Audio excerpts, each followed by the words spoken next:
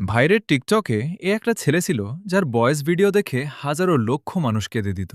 সে আর কেউ না, আমার আপনার প্রিয় এমদাদুল ভাই, যার বর্তমান টিকটকে প্রায় 10 মিলিয়নের উপরে ফলোয়ার রয়েছে। আপনারা ভাবতে পারেন আমি এই ছেলেটাকে নিয়ে ভিডিও বানাই কেন, বানাবো না কেন বলেন।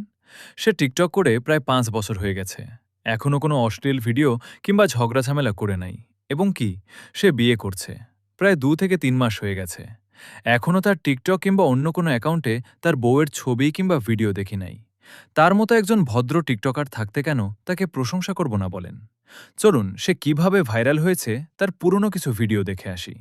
মা বাবাকে নিয়ে বানানো ভিডিও। দিন শেষে বাবার পরিশ্রমী শরীরটা দেখলে না, বাবার প্রতি আমার আবদারগুলো কেমন জানি হারিয়ে যায়। আমি অসুস্থ হলে আমার মা যখন 2টা হাত তুলে আল্লাহর কাছে বলে, হে আল্লাহ, আমার পোলার অসুখটা আমার দিয়ে দাও, তারপর আমার পোলারে সুস্থ করে দাও। ভাবতে পারতেছেন পৃথিবীর সব মায়েরা কতটা নিঃস্বার্থভাবে সন্তানকে ভালোবাসে।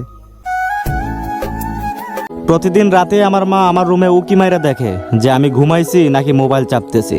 মা মনে করে আমি প্রেম করি, আসলে মা তো আর জানে না যে তার পোলার মেসেজই কোনো মায়া সিন করে না। মাকে ঘিরে তোমার শৈশব কাটানো স্মৃতিগুলা মনে করো। সত্যি বলতাছি, মায়ের প্রতি ভালোবাসাটা 1000 গুণ বেড়ে যাবে। हे काल रात्रि है कल्याणी तेरा जोड़ धरा पर कोई नहीं मेरी माँ के बराबर कोई। সাহারি খাওয়ার সময় মাই একমাত্র এই জিনিসটা খেয়াল করে বলে, কিরে বাজান, এত কম ভাত খাইয়া কালকে রোজা রাখবে কিভাবে, বলে কিনা। চলুন তার আরও কিছু ভিডিও দেখে আসি, যেগুলো বন্ধুকে নিয়ে এবং কি বড় ভাইকে নিয়ে, এবং কিছু ফানি ভিডিও।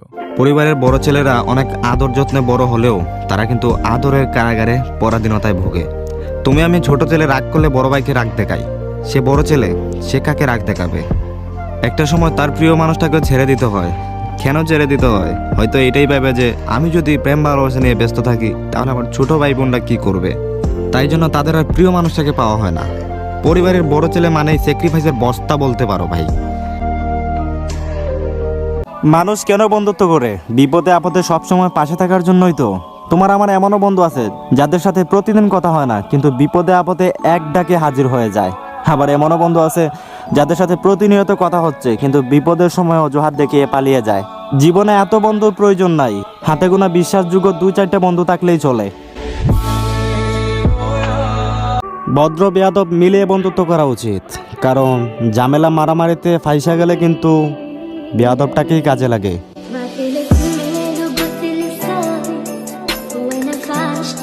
সবার জীবনের জন্য এরকম 2-4টা বন্ধু থাকে যাদের সাথে মজা করতে গেলে দ্বিতীয়বার ভাবা লাগে না, যাদেরকে ফোন করতে হলে গড়ির সময় দেখা লাগে না, যাদের গায়ে অনায়াসে পা তুলেই ঘুমানো যায়, যাদেরকে মন খারাপের সময় জড়িয়ে ধরে কাঁদা যায়।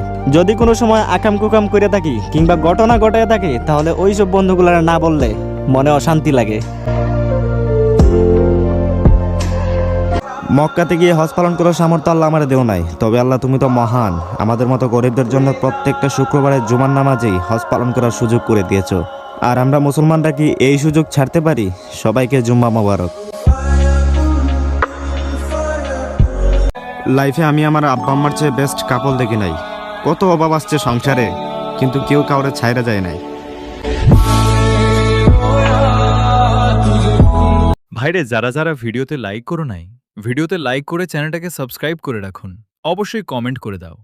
এটা আমার চ্যানেলে জীবনে প্রথম ভিডিও, এবং কি জীবনে প্রথম এডিটিং করে আপলোড করলাম। একটু কষ্ট করে চ্যানেলটাকে সাবস্ক্রাইব করে লাইক দিয়ে কমেন্ট করে সবার কাছে ভিডিওটা সরিয়ে দাও।